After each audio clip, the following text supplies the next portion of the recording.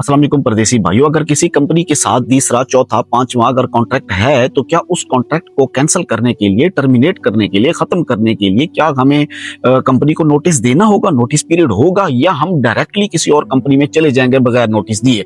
देखें, पहली बात तो ये है, आप लोग याद रखिए कि कॉन्ट्रैक्ट जब भी कीवा के ऊपर कॉन्ट्रैक्ट अपलोड होता है, उस कॉन्ट्रैक्ट के अंदर आपकी मुकम्मल डिटेल लिखी होती है कि आया कि आपने जब कॉन्ट्रैक्ट टर्मिनेट करना है और कॉन्ट्रैक्ट टर्मिनेट करने से पहले जो आपने नोटिस देना है उसका नोटिस पीरियड क्या है, कितने दिन पहले आपने नोटिस देना है।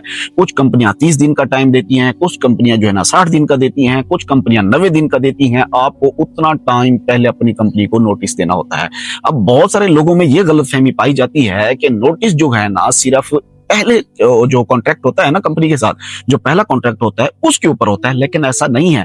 आपका चाहे 5वां कॉन्ट्रैक्ट है, चाहे 6ठा है, चाहे 10वां है, जितने भी कॉन्ट्रैक्ट होंगे, आपको जब भी कॉन्ट्रैक्ट टर्मिनेट करना होगा तो उसका जो आपको टाइम पीरियड है वो आपको पहले बताना होगा, यानी अपनी कंपनी को पहले नोटिस देना होगा। अपने कॉन्ट्रैक्ट के मुताबिक आपके कॉन्ट्रैक्ट में बाकायदा लिखा जाता है कि आपका जो टाइम पीरियड है, जो आपका कॉन्ट्रैक्ट टर्मिनेशन का जो टाइम पीरियड होगा वो 30 दिन होगा या 90 दिन हो सकता है या 60 दिन हो सकता है। उतना टाइम पहले आप अपनी कंपनी को बकायदा कोशिश किया करें, ईमेल या रिटर्न आप अपनी कंपनी को आगाह किया करें, ताकि आपके पास ये सबूत हो।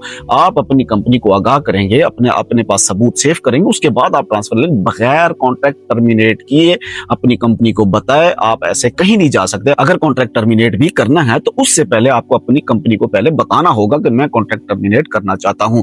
ऐसे बिला झिझक आपने कॉन्ट्रैक्ट टर्मिनेट करके कहीं नहीं भाग सकते। अगर आप सऊदी अरब के कवानीन, इकामा, हरू, मतलब पासपोर्ट वगैरह के बारे में मजीद मालूमात जानना चाहते हैं तो हमारे इस चैनल अकाउंट को फॉलो, सब्सक्राइब जरूर कर लें। दुआ करते हैं अल्लाह तबारक व तआला तमाम परदेसी भाइयों को अपनी हिफ्ज़ व अमान में रखे। मुझे दीजिए इजाजत। अल्लाह हाफ़िज़।